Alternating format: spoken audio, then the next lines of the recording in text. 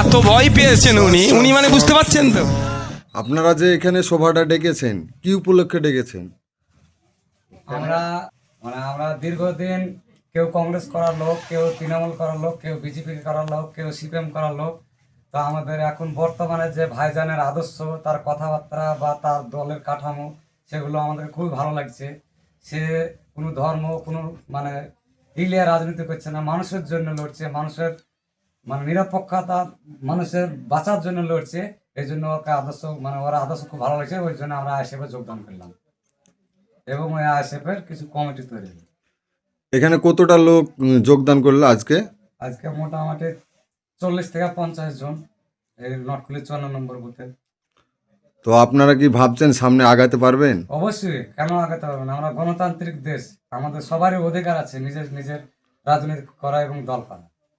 জায়গাটার ঠিকানাটা বলেন। নটকুলি হজরপুর 54 নম্বর বুথ। जिंदाबाद जिंदाबाद जिंदाबाद आईएसएफ जिंदाबाद जिंदाबाद जिंदाबाद अतकेर बूथ कमेटी जिंदाबाद जिंदाबाद जिंदाबाद नौशाद सिद्दीकी भाईजान जिंदाबाद जिंदाबाद जिंदाबाद इनकलाब जिंदाबाद इनकलाब जिंदाबाद ऑल इंडियन सेकुलर फंड जिंदाबाद